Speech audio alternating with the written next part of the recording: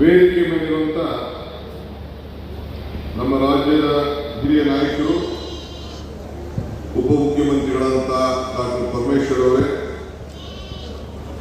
ನನ್ನ ಸಹೋದ್ಯೋಗಿಗಳಂತ ಈಶ್ವರ್ ಖಂಡ್ರೆ ಅವರೇ, ಸಾಗರ್ ಖಂಡ್ರೆ ಅವರೇ, ರಹೀಂ ಖಾನ್ ಅವರೇ, ಮಾಜಿ ಸಚಿವರಾದಂಥ ರಾಜಶೇಖರ್ ಪಾಟೀಲ್ ಅವರೇ, ಚಂದ್ರಶೇಖರ್ ಪಾಟೀಲ್ ಅವರೇ, ಭೀಮರಾವ್ ಪಾಟೀಲ್ ಅವರೇ, ಅರವಿಂದ್ ಅರಳಿ ಅವರೇ, ಪುಂಡಿಕರಾಯರೇ, ಬಸನಗೌಡ ಬಾದಲಿ ಅವರೇ, ಜಿಲ್ಲಾ ಕಾಂಗ್ರೆಸ್ನ ಅಧ್ಯಕ್ಷರಾದಂಥ ಜಾಬ್ ಶೆಟ್ಟಿ ಅವರೇ, ವಿಜಯ್ ಸಿಂಗ್ ಅವರೇ, ಎಲ್ಲ ನಮ್ಮ ಬ್ಲಾಕ್ ಕಾಂಗ್ರೆಸ್ಸಿನ ಅಧ್ಯಕ್ಷಗಳೇ, ಯೂತ್ ಕಾಂಗ್ರೆಸ್ಸಿನ ಅಧ್ಯಕ್ಷಗಳೇ, ಮಹಿಳಾ ಕಾಂಗ್ರೆಸ್ಸಿನ ಅಧ್ಯಕ್ಷಗಳೇ, ವಿದ್ಯಾರ್ಥಿ ಘಟಕದ ಅಧ್ಯಕ್ಷರೇ ಮತ್ತು ಎಲ್ಲ ಸಂಘ ಸಂಸ್ಥೆ, ಎಲ್ಲ ನಮ್ಮ ಪಕ್ಷದ ಎಲ್ಲ ಪದಾಧಿಕಾರಿಗಳೇ, ಕಾರ್ಯಕರ್ತರೇ, ಸ್ನೇಹಿತರೆ,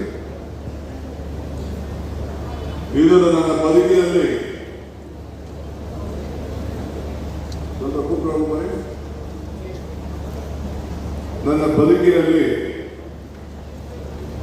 ಶಾಶ್ವತವಾಗಿ ನೆನಪಿಡುವಂತ ಒಂದು ದಿನ. ಡಾಕ್ಟರ್ ಪರಮೇಶ್ವರ್ ಹೇಳಿದಂಗೆ ನಾನು 6 ವರ್ಷಗಳ ಕಾಲ 6 ವರ್ಷ 3 ತಿಂಗಳು ಕಾಂಗ್ರೆಸ್ ಪಕ್ಷದ ಅಧ್ಯಕ್ಷನಾಗಿ ಶ್ರೀಮತಿ ಸೋನಿಯಾ ಗಾಂಧಿ ಅವರು, ರಾಹುಲ್ ಗಾಂಧಿ ಅವರು ನನಗೆ ಅವಕಾಶವನ್ನು ಮಾಡಿಕೊಟ್ಟರು. ಅದಾದ ಮೇಲೆ ಎಂಥ ಪರಿಸ್ಥಿತಿಯಲ್ಲಿ ನನ್ನನ್ನು ಆಯ್ಕೆ ಮಾಡಿದ್ರು ಅಂದರೆ, ಆಗ್ತಾನೆ ಜೈಲಿಂದ ಬಂದಿದ್ದೆ, ಗುಂಡ್ರಾಯರು ರಾಜೀನಾಮೆ ಕೊಟ್ಟಿದ್ರು, ಬೈ ಎಲೆಕ್ಷನ್ನಲ್ಲಿ ಸೋತಿದ್ದು, ನಮ್ಮ ಸಿದ್ದರಾಮಯ್ಯ ಸಾಹೇಬರು ಕೂಡ ಅವರು ಕೂಡ ನಾನು ಮಾಡೋ ರೆಸ್ಪಾನ್ಸಿಬಿಲಿಟಿ ಇಟ್ಕೊಂಡು ನಾನು ರಾಜೀನಾಮೆ ಕೊಡ್ತೀನಿ ಅಂತೇಳಿ ಅವರು ಕೂಡ ರಾಜೀನಾಮೆ ಕೊಟ್ಟಿದ್ದರು. ಆಗ ಕೋವಿಡ್ ಕೂಡ ಬಂತು, ಒಬ್ಬರೊಬ್ಬರು ಮಾತಾಡ್ತಿರ್ಲಿಲ್ಲ, ಪೇಪರ್ ಹಾಕೋರು ಕೂಡ ರೂಮ್ ಕೆಳಗಡೆ ಪೇಪರ್ ಹಾಕ್ತಿದ್ರು, ಇನ್ನೊಬ್ರು ಮನೆಗೆ ಹೋಗ್ತಿರ್ಲಿಲ್ಲ, ಬೇಕಾದಷ್ಟು ಹೆಣಗಳು ರಾಶಿ ರಾಶಿ ರಾಶಿ ಬೀಳ್ತಾ ಇದ್ರು. ಭೀಕರವಾದಂತಹ ದೊಡ್ಡ ಸಂದರ್ಭದಲ್ಲಿ ನನ್ನ ಅಧ್ಯಕ್ಷರಾಗಿ ಮಾಡೋಣ, ಅಧಿಕಾರ ತೆಗೆದುಕೊಳ್ಳಕ್ಕಾಗಿಲ್ಲ, ನಿಮ್ಮನ್ನೆಲ್ಲ ಕರೆಸಿ. ಆಗ ಒಂದು ಉಪಾಯ ಹುಡುಕಿ ನಾನು ಒಂದು ಪ್ರತಿಜ್ಞಾ ಕಾರ್ಯಕ್ರಮ ಅಂತೇಳಿ ಝೂಮ್ ಮುಖಾಂತರ ಸುಮಾರು 11,000 ಪಂಚಾಯತಿಗಳಲ್ಲಿ ಮತ್ತು ವಿವಿಧ ಕಡೆ ನೀವೆಲ್ಲ ಸೇರಿ ನಿಮ್ಮ ಊರಲ್ಲೇ ಸೇರಿ ಬರೀ ನಾನು ಭಾರತ್ ಜೋಡೋ ಭವನದಲ್ಲಿ ಮಾತ್ರ ಆ ಒಂದು ಪ್ರತಿಜ್ಞೆಯನ್ನು ತೆಗೆದುಕೊಂಡು ನಿಮ್ಮೆಲ್ಲರಿಗೂ ಕೂಡ ವೀಕ್ಷಣೆ ಮಾಡುವಂತ ಒಂದು ಅವಕಾಶವನ್ನು ಮಾಡಿಕೊಟ್ಟೆ. ಅಲ್ಲಿಂದ ಇಲ್ಲಿವರೆಗೂ ಕೂಡ ನಮ್ಮ ಪಯಣ ಒಳ್ಳೊಳ್ಳೆ ಅನೇಕ ಘಟನೆಗಳನ್ನ ಸಾಕ್ಷಿಗುಡ್ಡೆಯಾಗಿ ಇವತ್ತು ನಿಂತಿದೆ. ಎಲ್ಲ ಚುನಾವಣೆಗಳು ಕೂಡ ಎದುರಿಸಿದ್ದೇವೆ, ಸ್ಥಳೀಯ ಸಂಸ್ಥೆ ಚುನಾವಣೆಯನ್ನು ಎದುರಿಸಿದ್ದೇವೆ, ವಿಧಾನಸಭಾ ಚುನಾವಣೆಯನ್ನು ಎದುರಿಸಿದ್ದೇವೆ. ಈ ರಾಜ್ಯದಲ್ಲಿ ಡಬಲ್ ಇಂಜಿನ್ ಸರ್ಕಾರ ಈ ರಾಷ್ಟ್ರದಲ್ಲಿತ್ತು. ಕೇಂದ್ರದಲ್ಲಿ ಬಿಜೆಪಿ ಸರ್ಕಾರ, ಬಲಿಷ್ಠವಾದ ಬಿಜೆಪಿ ಸರ್ಕಾರ, ಕರ್ನಾಟಕ ರಾಜ್ಯದಲ್ಲಿ ನಮ್ಮೆಲ್ಲ ನಮ್ಮ ಪಕ್ಷದ ಕೆಲವರು ಉದ್ಯೋಗಿಗಳನ್ನು ಕರ್ಕೊಂಡು ಒಂದು ಅವ್ರದೇ ಸರ್ಕಾರವನ್ನು ಮಾಡಿ ನಮ್ಮ ಕಾರ್ಯಕರ್ತರಿಗೆಲ್ಲ ಶಕ್ತಿಯನ್ನು ತುಂಬಿಸಿತ್ತು. ಅಂತ ಸಂದರ್ಭದಲ್ಲಿ ಈಶ್ವರ್ ಖಂಡ್ರೆ ಅವರು ಕಾರ್ಯದರ್ಶಿಯಾಗಿ ಕೆಲಸವನ್ನು ನನ್ನ ಜೊತೆ ಮಾಡಿದ್ರು. ನಾವೆಲ್ಲ ಸೇರಿ ಒಟ್ಟಿಗೆ ದುಡಿದು ಈ ರಾಜ್ಯಕ್ಕೆ 136 ಸೀಟನ್ನು ತೆಗೆದುಕೊಂಡು ಬಂದು, ಆದರೆ ನಿಮ್ಮ ಜಿಲ್ಲೆಗೆ ಕನಿಷ್ಠ 5 ಸೀಟ್ ಬರ್ತದೆ ಅಂತೇಳಿ ನಾನು ನಿರೀಕ್ಷೆ ಇದ್ದೆ. 5 ಸೀಟ್ ಬರಲಿಲ್ಲ, ಕೇವಲ 2 ಸೀಟ್ ಮಾತ್ರ ಬಂತು. ಆದರೆ ಮುಂದಕ್ಕೆ ನಾನು ನಮ್ಮ ಜಿಲ್ಲಾ ಸಚಿವರು ಕೇಳಿದೆ, ಇಲ್ಲ ತಪ್ಪಾಗಿದೆ, ಮುಂದಕ್ಕೆ ಎಲ್ಲರನ್ನೂ ಒಟ್ಟಿಗೆ ತೆಗೆದುಕೊಂಡೋಗಿ ಆ 5 ಸೀಟನ್ನು ಕೊಡಿಸುವಂತ ಕೆಲಸವನ್ನು ಮಾಡ್ತೇವೆ ಅಂತೇಳಿ ನನಗೆ ಈಗಾಗಲೇ ಮಾತನ್ನು ಕೂಡ ಕೊಟ್ಟಿದ್ದಾರೆ. ಪಕ್ಷ ಅಧಿಕಾರಕ್ಕೆ ಬಂದು ಮಾತ್ರ ನಾವೇನು ಮಾತನಾಡಿದ್ದೇವೆ ಆ ಮಾತನ್ನ ನಡೆಸಿಕೊಳ್ಳಲಿಕ್ಕೆ ಸಾಧ್ಯ.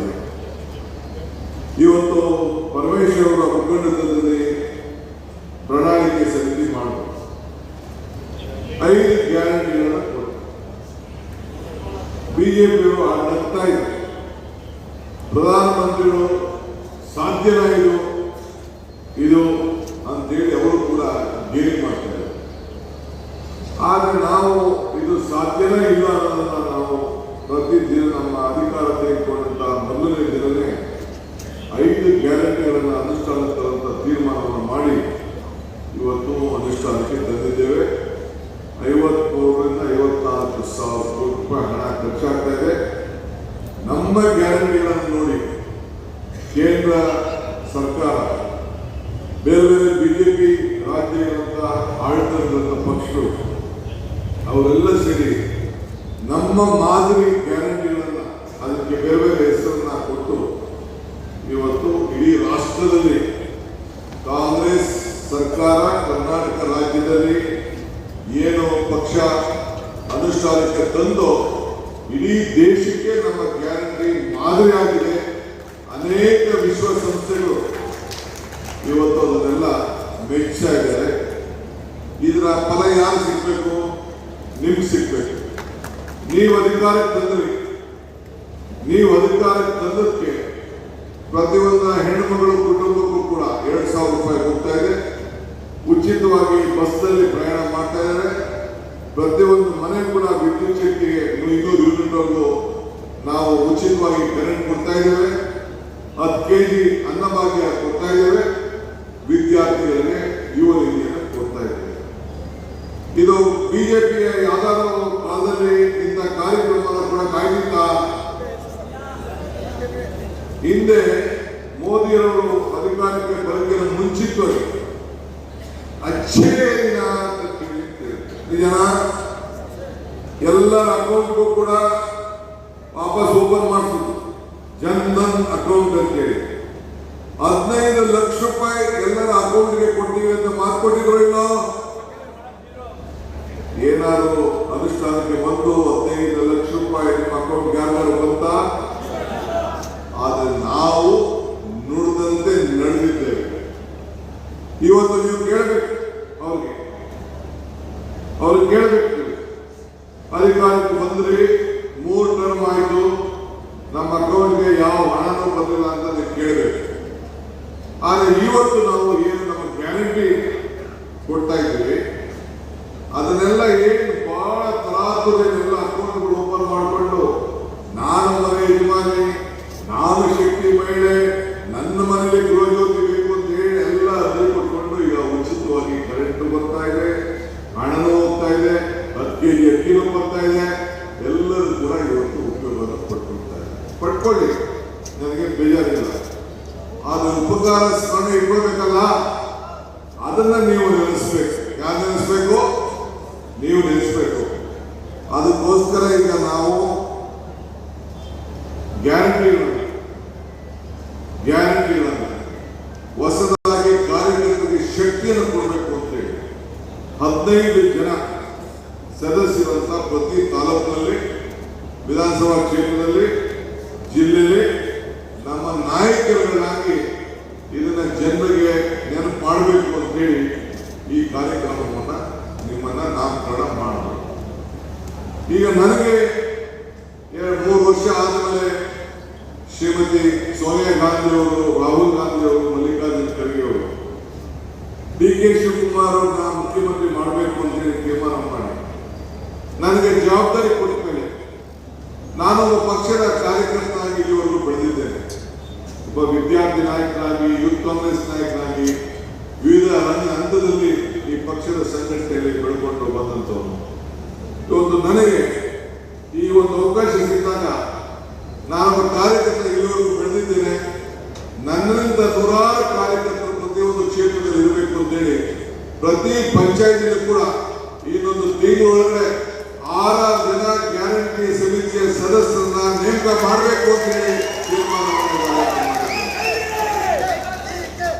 ಸೊ ಅದನ್ನ ನಮ್ಮೆಲ್ಲ ಶಾಸಕರು, ನಮ್ಮ ಜಿಲ್ಲಾ ಸಚಿವರುಗಳು, ಗ್ಯಾರಂಟಿ ಸಮಿತಿಯ ಮುಖಂಡರು ಆ ಜವಾಬ್ದಾರಿ ತೆಗೆದುಕೊಂಡು ಇನ್ನೊಂದು ತಿಂಗಳೊಳಗಡೆ ಅವರೆಲ್ಲ ನೇಮಕವನ್ನು ಮಾಡಿ ಇವತ್ತು ಮತ್ತೆ ಅದನ್ನ ಮರುಪರಿಶೀಲನೆಯನ್ನು ಮಾಡ್ತಾರೆ. ಮರುಪರಿಶೀಲನೆ ಕೆಲವರು ಒಂದೇ ಅಕೌಂಟ್ಗೆ ಇಬ್ಬಿಬ್ರು ದುಡ್ಡು ಹೋಗ್ತಾ ಇದೆ. ಒಂದೇ ಅಕೌಂಟ್ ವಿವಿಧ ರೀತಿಯಲ್ಲಿ ನಾವೆಲ್ಲ ಮಾಧ್ಯಮದಲ್ಲಿ ನೋಡ್ತಾ ಇದ್ದೀವಿ. ಒಂದೇ ಫೋನ್ ನಂಬರು ಬೇರೆ ಬೇರೆ ಇತ್ತು. ಸೊ ಬೇಕಾದಷ್ಟು ಲೋಪದೋಷ ಇತ್ತು. ಸುಮಾರು ಕೋಟ್ಯಾಂತರ ರೂಪಾಯಿ ಹಣ ಸತ್ತವರಿಗೆ ರಿಜಿಸ್ಟರ್ ಮಾಡಿಕೊಂಡೆ ತಿಳಿಸಿ ಸರ್ಕಾರ ತಿಳಿಸಿ ಹಣವನ್ನು ತೆಗೆದುಕೊಳ್ತಾ ಇದ್ದಾರೆ. ಇಂಥ ಸಂದರ್ಭದಲ್ಲಿ ನಾವು ಅವ್ರಿಗೆ ಮರುಪರಿಶೀಲನೆ ಅಂತಂದ್ರೆ ನಿಲ್ಲಿಸೋದಂತಲ್ಲ, ಮತ್ತೆ ನೇರವಾದಂತ ಜನರಿಗೆ ನೇರವಾಗಿ ಅವ್ರಿಗೆ ಹಣವನ್ನು ತರಬೇಕು. ಕೆಲವರಿಗೆ ಸಾಲ ಹಾಕೊಂಡು ಹೋಗ್ತಾ ಇದ್ರು, ಬೇರೆಯವರು ಅದನ್ನ ದುರುಪಯೋಗವನ್ನು ಮಾಡ್ಕೊಳ್ತಾ ಇದ್ರು. ಅದನ್ನ ತಪ್ಪಿಸ್ಬೇಕು ಅಂತೇಳಿ ನೇರವಾಗಿ ಯಾರ ಫೋನ್ ನಂಬರ್ ಇದೆ ಈಗ ಸರಿಯಾದ ಫೋನ್ ನಂಬರ್ ಅನ್ನ ಪಡ್ಕೊಂಡು ಎಲ್ಲರೂ ಕೂಡ ಅರ್ಹರಿಗೆ ಕೊಡಬೇಕು ಅಂತೇಳಿ ಈ ತೀರ್ಮಾನವನ್ನು ಮಾಡಿ ಇವತ್ತು ಮತ್ತೆ ನಾವು ತೀರ್ಮಾನವನ್ನು ಮಾಡ್ತಾ ಇದ್ದೇವೆ. ನಮ್ಮ ರಾಜ್ಯವನ್ನು ಕೊಡಬೇಕು, ಬೇರೆ ರಾಜ್ಯದ ಬಗ್ಗೆ ನಾವು ಚಿಂತೆ ಮಾಡೋದು ಬೇಡ. ಅಲ್ಲೆಲ್ಲಿಂದ ಕೆಲಸಕ್ಕೆ ಬಂದವರಿಗೆಲ್ಲ ನಾವು ತಿಳ್ಕೊಳ್ಳೋಕೆ ಆಗುದಿಲ್ಲ. ನಮ್ಮ ರಾಜ್ಯದಲ್ಲಿರುವಂತ ಪ್ರತಿಯೊಬ್ಬರು ನಾನು ಹೇಳಿದ್ದೇನೆ, ಯಾರು ಕೂಡ ನಾವು ಈ ಗ್ಯಾರಂಟಿ ನಿಲ್ಲಿಸುವಂತ ಪ್ರಶ್ನೆ ಇಲ್ಲ. ಈ ರಾಜ್ಯದಲ್ಲಿ ಯಾರು ಇಲ್ಲಿದ್ದಾರೆ, ಯಾರು ಮತವನ್ನು ಮಾಡ್ಕೊಳ್ತಾ ಇದ್ದಾರೆ, ಯಾರು ಬದುಕನ್ನೇ ಕಟ್ಕೊಳ್ತಾ ಇದ್ದಾರೆ, ಅವರೆಲ್ಲರಿಗೂ ಕೂಡ ನಾವು ಇದನ್ನ ಮುಂದುವರಿಸುವಂತ ಕೆಲಸವನ್ನ ನಾವು ಮಾಡ್ತೇವೆ. ಅದರಿಂದ ಯಾರು ಕೂಡ ಗಾಬರಿ ಮಾಡಿಕೊಳ್ಳುವಂತ ಅವಶ್ಯಕತೆ ಇಲ್ಲ. ಒಂದು ಮಾತ್ರ ಈಗಾಗಲೇ ಪರಮೇಶ್ವರ್ ಅವರು ಮತ್ತು ನಮ್ಮ ನಾಯಕರುಗಳು ಏನು ಹೇಳಿದ್ರು ಅಂತಂದ್ರೆ, ನಿಮ್ಮ ಮತದ ಹಕ್ಕನ್ನು ನೀವು ಕಾಪಾಡಿಕೊಳ್ಬೇಕು. ನಿಮ್ಮ ಮತದ ಹಕ್ಕು ನಿಮ್ದು, ನಿಮ್ಮ ಬದುಕಿನ ಹಕ್ಕು ನಿಮ್ದು. ಅದಕ್ಕೆ ಈಗ SIR ಏನ್ ಮಾಡ್ತಾ ಇದ್ದಾರೆ ಅಂತಂದ್ರೆ ಸ್ಪೆಷಲ್ ಇನ್ಸೆಂಟಿವ್ ರೀಜನ್ ಅಂತ. ಇದು ಹೊಸದಾಗಿ ನಿಮ್ಮ ಮತದ ಏನು ಒಂದು ಗುರುತಿನ ಚೀಟಿಯನ್ನ ಕೊಡುವಂತ ಕೆಲಸ ನಡೀತದೆ. ಹೊಸ ವೋಟರ್ ಲಿಸ್ಟ್ ಪ್ರಯಾಣ ಆಗ್ತದೆ. ಆದರೆ ನೀವೆಲ್ಲರೂ ಕೂಡ 29ನೇ ತಾರೀಕು ಎಲ್ಲ ಪ್ರತಿಯೊಂದು ಮನೆಗೂ ಕೂಡ ಮನೆಗೆ ಅವರು ಒಂದು ಫಾರಂ ತಂದು ಕೊಡ್ತಾರೆ, ಎಲಿಮಿನೇಷನ್ ಫಾರಂ. ನಾನಾಗಿರ್ಬೋದು, ಪರಮೇಶ್ವರ್ ಆಗಿರ್ಬೋದು, ಈಶ್ವರ್ ಖಂಡ್ರೆ ಆಗಿರ್ಬೋದು, ಯಾವುದೇ MLA ನಾವು ವಾಪಸ್ ಅದನ್ನ ಫಿಲ್ಅಪ್ ಮಾಡಿಬಿಟ್ಟು ನಾವು ಅವ್ರಿಗೆ ಕೊಟ್ಟಾಗ ಮಾತ್ರ ಆ ಮತ ಇರ್ತದೆ ಹೊರತು ನೀವು ವಾಪಸ್ಸು ನೀವು ಫಿಲ್ಅಪ್ ಮಾಡಿ ಕೊಟ್ಟಿಲ್ಲ ಅಂದ್ರೆ ನಿಮ್ಮ ಮತ ಇರುವುದಿಲ್ಲ. ಅದಕ್ಕೆ ನೀವು ಕಡ್ಡಾಯವಾಗಿ ಈಗಾಗಲೇ ನಾವು ಪ್ರತಿಯೊಂದು ಪಂಚಾಯತಿ ಪ್ರತಿಯೊಂದು ಬೂತ್ನಲ್ಲೂ ಕೂಡ ಅವಕಾಶ ಮಾಡಿಕೊಟ್ಟಿದ್ದಾರೆ. ಬಿಜೆಪಿ ಅವ್ರಿಗೆ ಅವಕಾಶ ಮಾಡಿಕೊಟ್ಟಿದ್ದಾರೆ, ಕಾಂಗ್ರೆಸ್ ಅವ್ರಿಗೆ ಅವಕಾಶ ಮಾಡಿಕೊಟ್ಟಿದ್ದಾರೆ. ನಮ್ಮ ಬೂತ್ ಲೆವೆಲ್ ಏಜೆಂಟ್ ನಾವು ನೇಮಕ ಮಾಡಿದ್ದೇವೆ, ಅವರಿಗೆ ಸಹಾಯ ಮಾಡಬೇಕು ಅಂತೇಳಿ. ಸೊ ಫಾರಮ್ನ ಇರಿಸಿಕೊಂಡು 29ನೇ ತಾರೀಕಿಗೆ BLA ಕೊಡಬಹುದು. ಇಲ್ಲ ಅಂದ್ರೆ ನಮ್ಮ BLA ಕೊಟ್ರೆ ಅವರೇ ಕೊಂಡೋಗಿ BLOಗೆ ತಲುಪಿಸಬಹುದು ಅಂತ ಅವಕಾಶವನ್ನ ಮಾಡಿಕೊಟ್ಟಿದ್ದಾರೆ. ಆದ್ರಿಂದ ನಮ್ಮೆಲ್ಲ ಕಾರ್ಯಕರ್ತರು ನೀವು ಗಮನ ಇಟ್ಕೊಳ್ಬೇಕು. ನಿಮ್ಗೆ ಮತದಾರರ ಸಂಪರ್ಕ ಬೆಳೆದಿದೆ, ಅವ್ರ ಹತ್ರ ಹೋಗ್ತೀರಿ, ಅವ್ರಿಗೆ ಸಹಾಯ ಮಾಡ್ತೀರಿ, ಅವರ ಗ್ಯಾರಂಟಿಗಳನ್ನು ಉಳಿಸ್ಕೊಳ್ಳಿಕ್ಕೆ ನೀವು ಸಹಾಯ ಮಾಡ್ತಾ ಇದ್ದೀರಿ, ಬದುಕನ್ನು ಕಟ್ಕೊಳ್ಳಿಕ್ಕೆ ನೀವು ಸಹಾಯ ಮಾಡ್ತಾ ಇದ್ದೀರಿ. ಅವ್ರಿಗೆ ಪಾಪ ಎಷ್ಟೋ ಜನ ಕೊಡೋಕೆ ಗೊತ್ತಾಗುವುದಿಲ್ಲ, ಅವ್ರ ವಿದ್ಯಾವಂತ ಇರುವುದಿಲ್ಲ, ಪ್ರಜ್ಞಾವಂತಿಕೆ ಇರುವುದಿಲ್ಲ, ಬುದ್ಧಿವಂತಿಕೆ ಇರುವುದಿಲ್ಲ. ನಿಮ್ಮನ್ನ ಪಕ್ಷ ಇವತ್ತು ನೇಮಕವನ್ನು ಮಾಡಿ BLA 2 ಅಂತ ನೇಮಕ ಮಾಡಿ ನಿಮಗೆ ಈ ಒಂದು ಜವಾಬ್ದಾರಿಯನ್ನ ಸಂವಿಧಾನದಲ್ಲಿ ಎಲೆಕ್ಷನ್ ಕಮಿಷನ್ ಅವರು ಕೊಟ್ಟಂತ ಶಕ್ತಿಯಿಂದ ಇವತ್ತು ನೀವೆಲ್ಲ ಅವ್ರಿಗೆ ಕಾಪಾಡುವಂತ ಕೆಲಸ ಆಗ್ತದೆ. ಆದ್ರಿಂದ ನಾನು ನಮ್ಮ ಖಂಡ್ರೆ ಸಾಹೇಬರಿಗೆ ಹೇಳಿದ್ದೇನೆ, ನಾನು ಫಸ್ಟ್ ನಮ್ಮ ಕಾರ್ಯಕರ್ತರನ್ನ ನಾನು ಭೇಟಿ ಮಾಡಬೇಕು. ನೀವೇ ನಮ್ಮ ಪಕ್ಷಕ್ಕೆ ಆಧಾರ ಸ್ತಂಭ. ಈ ರಾಜ್ಯದಲ್ಲಿ ಮತ್ತೆ ಅಧಿಕಾರಕ್ಕೆ ತರೋರು ನೀವೇ, ಈಗ ಅಧಿಕಾರಕ್ಕೆ ತಂದಿರೋರು ನೀವೇ. ಆದ್ರಿಂದ ನಿಮ್ಗೆ ನಾನು ತಿಳುವಳಿಕೆಯನ್ನು ಕೊಡುವಂತ ಕೆಲಸವನ್ನು ಮಾಡಬೇಕು, ನಿಮ್ಗೆ ಶಕ್ತಿಯನ್ನು ಕೊಡುವಂತ ಕೆಲಸ ಮಾಡಬೇಕು. ಇದನ್ನ ತಾವು ನಮಗೆ ನಾನು ಹೇಳಲಿಕ್ಕೆ ಬಯಸ್ತೇನೆ. ಆಯ್ತಪ್ಪ, ಬಿಜೆಪಿಯವರು ನಡೆದವರು ಅಧಿಕಾರದಲ್ಲಿತ್ತು, ಇಂಥದ್ದು ಯಾವ್ದಾದ್ರು ಒಂದು ಬಡವರಿಗೆ ಸಹಾಯ ಮಾಡುವಂತ ಕಾರ್ಯಕ್ರಮ ಮಾಡಿದ್ರ? ಒಂದು ಹಕ್ಕಿ ಕೊಟ್ಟಿದ್ರ? ಒಂದು ಹಕ್ಕಿ ಓಲಿ ಬೇಡ, ಇಂದ ಯಾವ್ದಾದ್ರು ಒಂದು ವಿದ್ಯುತ್ ಶಕ್ತಿ.